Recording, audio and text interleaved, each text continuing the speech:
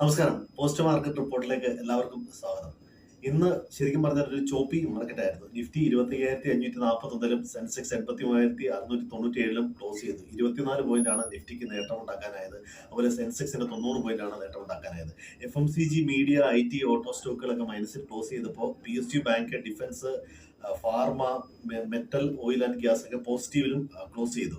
ഇന്ന് വന്നിരുന്ന ഡേറ്റ പ്രധാനമായിട്ടും PMI ഡേറ്റയായിരുന്നു. PMI ഡേറ്റ വന്നത് പോസിറ്റീവാണ്. മാനുഫാക്ചറിംഗ് PMI ഡേറ്റ 57.60 നിന്ന് 58.40 അതുപോലെ സർവീസ് PMI 58.80 നിന്ന് 60.70 കോമ്പോസിറ്റ് PMI 59.30 നിന്ന് 61 വന്നു.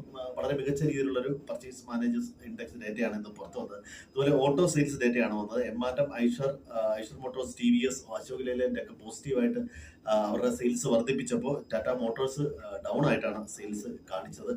പിന്നെ മറ്റൊരു വാർത്ത, ഇന്ത്യയും US തമ്മിലുള്ള ചർച്ചയിൽ കാര്യമായ പുരോഗതിയൊന്നും ഉണ്ടായിട്ടില്ല എന്നുള്ളതാണ്. ചർച്ച തുടരുന്നുണ്ട്. അതുപോലെ മിനി ട്രേഡ് ഡീൽ ഓട്ടോ കമ്പോണൻസിനും അതുപോലെ തന്നെ സ്റ്റീലിനും ഒന്നും ഇളവ് നൽകാൻ ഇടയില്ല എന്നുള്ള തരത്തിലുള്ള വാർത്തകളും പുറത്തു വരുന്നുണ്ട്. മറ്റൊന്ന്, എംപ്ലോയ്മെന്റ് ലിങ്ക്ഡ് ഇൻസെന്റീവ് സ്കീമിന്റെ കീഴിൽ ഏതാണ്ട് 1,00,000 കോടി രൂപയ്ക്ക് ക്യാബിനറ്റ് അപ്രൂവൽ നൽകി. അത്ര ഒരു സ്കീമിന് അപ്രൂവൽ നൽകി. എല്ലാ തൊഴിൽ മേഖലകളിലും തൊഴിലവസരങ്ങൾ സൃഷ്ടിക്കുന്നതിനും കാര്യക്ഷമത വർദ്ധിപ്പിക്കുന്നതിനും സാമൂഹ്യ സുരക്ഷ വർദ്ധിപ്പിക്കുന്നതിനും ഉൽപാദന മേഖലയിൽ പ്രത്യേകിച്ച് ശ്രദ്ധ കേന്ദ്രീകരിക്കുന്നതിനും വേണ്ടിയിട്ടുള്ളതാണ് ഈ ഇൻസെന്റീവ് സ്കീം. ഇത് ശരിക്കും പറഞ്ഞാൽ ഏതാണ്ട് 3.5 കോടി തൊഴിലവസരങ്ങൾ സൃഷ്ടിക്കാൻ വേണ്ടിയിട്ട് ഉള്ള രീതിയിലാണ് ലക്ഷ്യമിടുന്നത്. മറ്റൊന്ന്, US ഫ്യൂച്ചേഴ്സ് ഇപ്പോൾ നെഗറ്റീവിലാണ് ട്രേഡ് ചെയ്യുന്നത്. യൂറോപ്യൻ മാർക്കറ്റ് നെഗറ്റീവിലാണ് ഇപ്പോൾ ട്രേഡ് ചെയ്യുന്നത്.